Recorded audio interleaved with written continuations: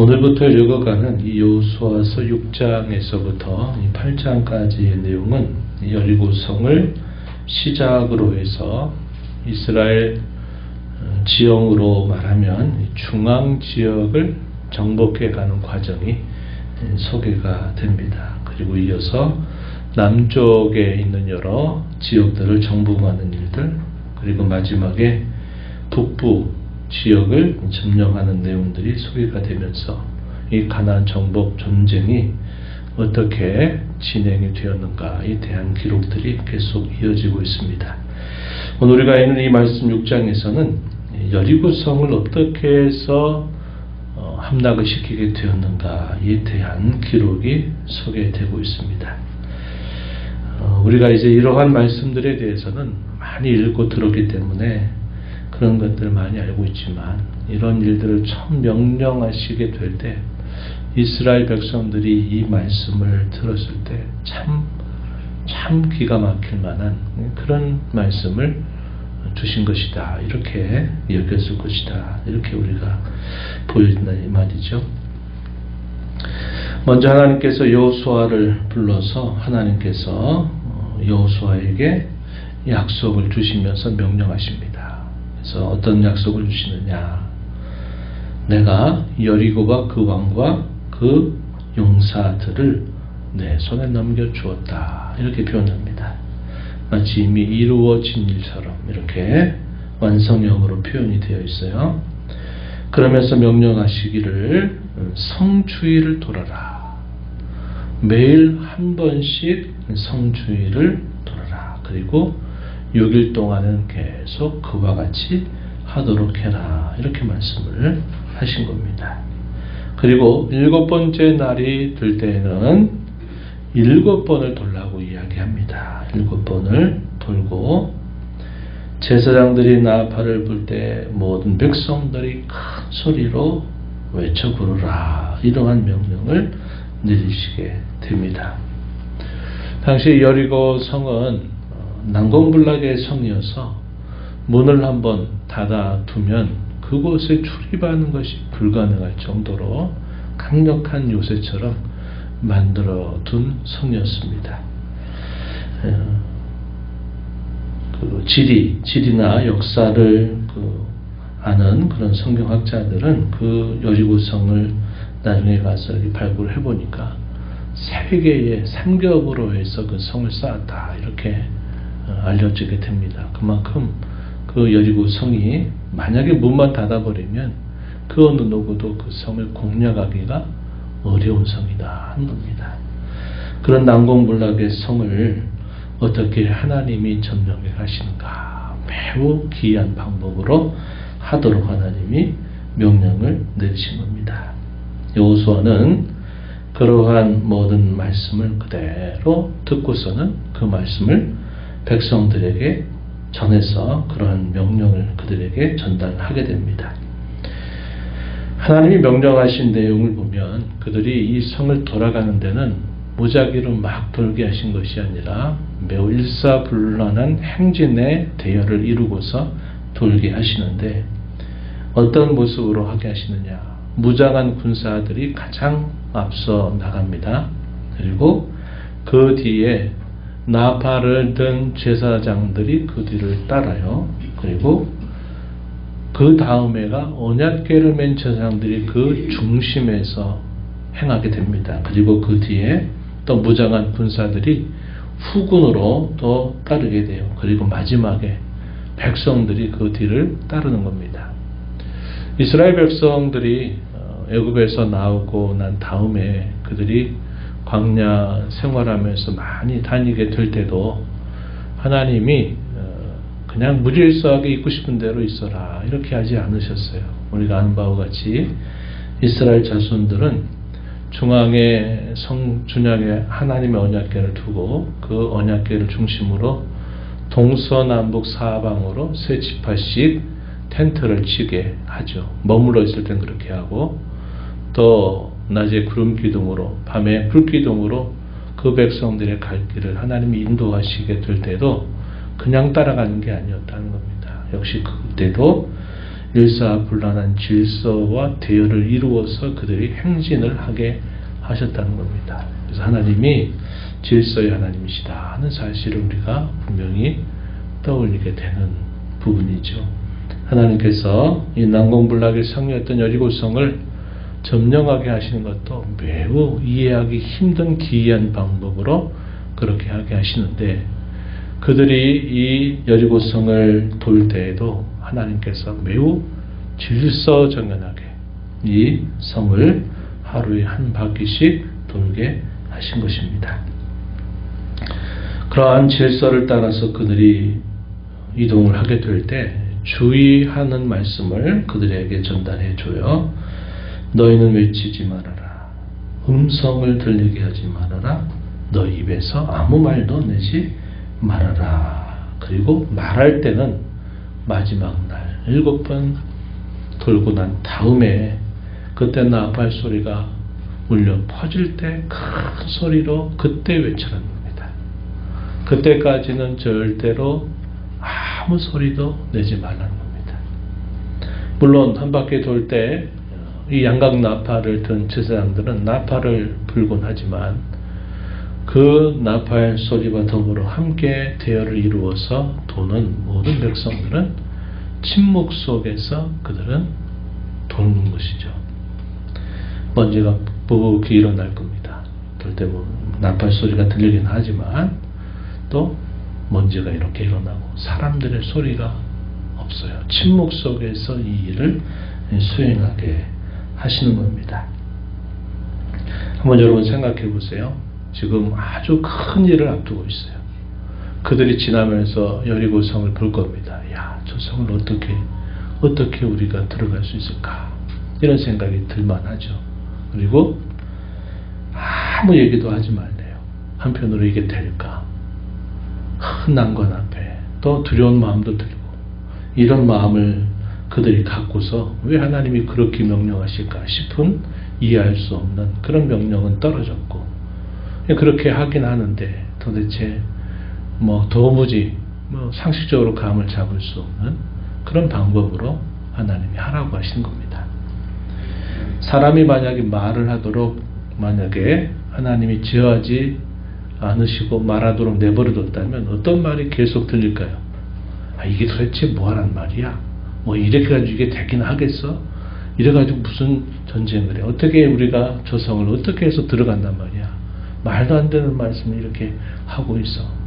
아니야, 그래도 한번 해보자고. 이런저런 이야기들. 사람들 말하기 얼마나 좋아합니까? 무수하게 많은 말을 했을 거예요. 근데 그 말의 방향이 좋은 방향으로 가기 힘들 겁니다. 몸으로는 행동은 하되 마음속에 자신들이 갖게 되는 여러 의구심 또 의심, 이게 과연 될까 하는 이런 마음들이 계속 서로 말하고 듣게 되면서 이 어떤 식으로 될까 우리가 뻔히 알 수 있는 광경이 펼쳐지게 될 겁니다. 지난 40여 년 자신들이 앞선 선대들이 계속 말하다가 결국은 애굽에서 나온 모든 세대가 다 죽었습니다. 여호수아와 갈렙 외에 다 죽어버리고 광야에서 태어나서 자란 세대들이 이제 옮겨가고 있단 말이죠. 사람 속에 있는 이 부패한 본성 속에 늘 있는 것은 가르치지 않아도 본성적으로 사람들은 그렇게 반응하게 돼 있어요. 하나님이 순종을 요구하시는 거죠. 한편으로는 하나님 이렇게 약속하셨으니까 그 약속에 대해서는 굳게 믿을 것을 하나님이 그들에게 요구하시는 것이고, 또 하나는 그 요구와 더불어서 철저하게 그들이 순종하도록 하나님이 그들을 지하신 겁니다. 침묵이라고 하는 것이 바로 그런 것을 우리에게 보여주고 있는 부분이 된다는 겁니다.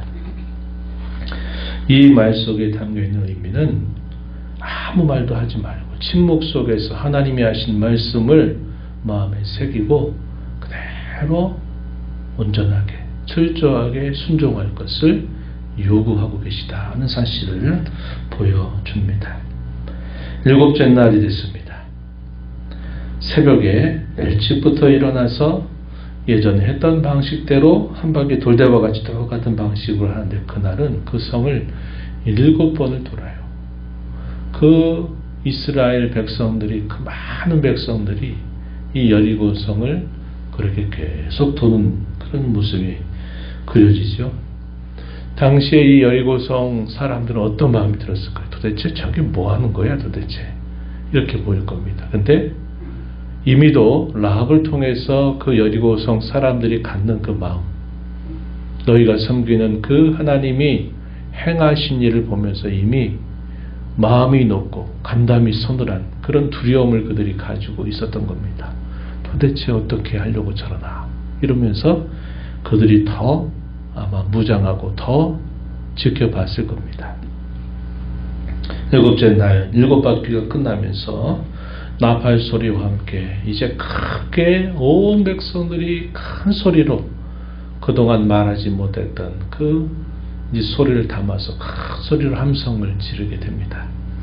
그리고 함께 이 여리고 성의 성벽이 무너져 내리는 기적이 일어나게 됐어요. 고고학적인 발견을 따라서 보면 그 성 전체가 확 다 무너져 버린 게 아닙니다. 이스라엘 백성들이 들어갈 수 있는 그 굳게 닫혀져 있는 그 성을 들어갈 수 있는 그 통로가 열렸다. 이렇게 발굴이 됐어요. 그래서 그 성으로 들어가니까 이미 싸움이 끝나버린 겁니다. 그들이 이미 두려움 가운데서 두려워하고 있는 가운데 그래도 이 성은 강력한 성이야 라고 생각했는데 함성 소리와 함께 이 성에 들어가는 이 출구가 확 무너져 내려버리게 되면서 이미 싸움은 끝나버린 것이다 하는 겁니다. 그래서 이렇게 이스라엘 자손들이 이제 그곳으로 들어가요. 하나님께서 그들에게 주셨던 하나의 또 명령이 있습니다. 무슨 명령이냐? 탈취물에 대해서는 절대로 손대지 말아라. 온전히 여호와께 바치게 하시려고 하는 뜻이 있다는 겁니다. 이 일에 있어서는 너희들이 매우 주의하여야 할 것이다 하는 내용들을 전달해 줬어요. 우리가 읽은 본문 18절, 19절, 또 21절에 이 내용을 우리가 확인합니다. 그러면서요, 정탐꾼들을 통해서 약속했던 것처럼 라합과 그의 집에 있는 가족들, 그의 집에 피해 있는 모든 사람들은 절대로 건들지 말고 그를 보호할 것을 명령을 하시게 됩니다. 이러면서 마침내 이 난공불락의 성인 이 여리고성을 점령하게 돼서 결국 모든 사람들과 심지어 가축마저도 다 하나님이 남겨두지 말라. 철저하게 그 성에 있는 모든 사람들을 다 죽이게 하신 겁니다. 라합과 그의 집에 피해 있는 사람들 외에는 다 그 성에 있는 모든 생명을 가진 모든 것들이 다 결국 죽음을 당하게 되죠. 완벽한 정복을 할 것을 보여주시는 그런 말씀이 된다 하겠습니다. 하나님께서 탈취물에 대해 손대지 말라, 여호와께 바치라 하는 것은 뭘 요구할까요? 성을 무너뜨리게 되는 그 때부터 그들이 성을 점령하게 되는 이 모든 과정까지 끝까지 하나님의 말씀을 주의하고 그 말씀을 끝까지 온전하게 순종할 것을 가르쳐주는 말씀이 된다 하는 겁니다. 놀라운 일이 벌어진 거죠. 그래서 이 여리고성을 아주 손쉽게 하나님의 능력으로 이 성을 점령하게 된 겁니다. 이걸 통해서 이 대적들과의 이 전쟁은 전적으로 하나님께 달려있는 일이구나. 그래서 우리가 후대에 뭐라고 말합니까? 전쟁은 여호와께 속한 것이다. 이런 신앙 고백을 많이 하죠.